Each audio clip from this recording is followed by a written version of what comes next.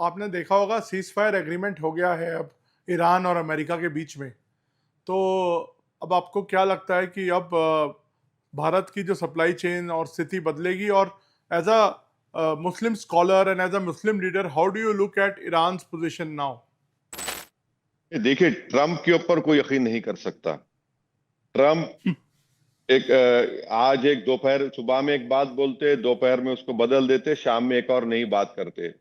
और जिस तरीके से उन्होंने इस जंग का आगाज डोनाल्ड ट्रंप ने और बेंजामिन नेतन्याहू ने किया, जिससे पूरी ग्लोबल इकोनॉमी में टर्बुलेंस आ गया और जो एक इकोनॉमिक इक्विलिब्रियम था वो डिस्टर्ब हो गया।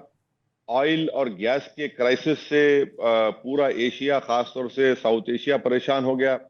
मुझे अफसोस इस बात का है कि देश के प्रधानमंत्री इजराइल जाकर इजराइल के नेसेट में खड़े होकर कहा था कि हम इजराइल के साथ हैं, तो प्रधानमंत्री ने पहले क्यों नहीं कह दिया नेतन्याहू को, जब उनके इतने करीबी दोस्त भी हैं, कि भाई बंद करो ये तमाशा, बंद करो ये सब, इससे तो पूरा पूरे पूरे इकोनॉमिक अर्थव्यवस्था जो है वो सबकी खराब हो रही है। तो सीज फायर हुआ है।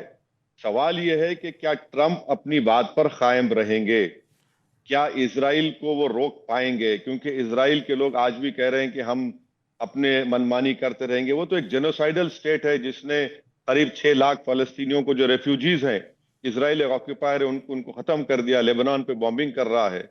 तो ये हम तो उम्मीद कर रहे हैं कि पीस कायम हो जाए और लोग आराम से चैन से अपनी जिंदगी गुजार सकें।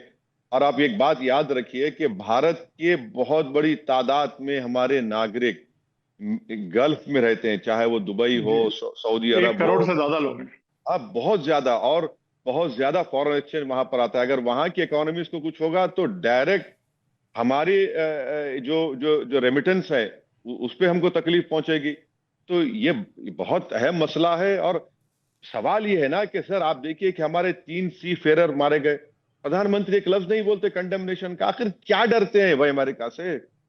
3 मारे गए, लाखों हमारे सी फेरर समंदर पर, कश्तियों पर काम करते हैं और देश को फॉरेन एक्सचेंज भी जाते हैं, रोजगार करते हैं।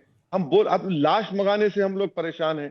तो इस तरह की फॉरेन पॉलिसी अमेरिका के वीजावी हम बिल्कुल ही खामोश रह जाएंगे।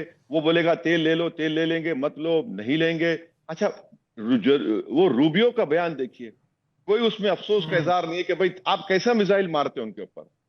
वैसे भाई उसमें मिलिट्री शिप भी तो नहीं है, और फिर बेचारे परेशान है। तो ये सब गलत हो रहा है। देश के प्रधानमंत्री और सरकार को इसका स्ट्रिक्टली नोट लेकर आउटराइट कंडेम करना चाहिए। अमेरिका जो ये जो हमारे सी फेरर की हलाकत का बाइस बना है, उनकी मौत का जिम्मेदार बना है।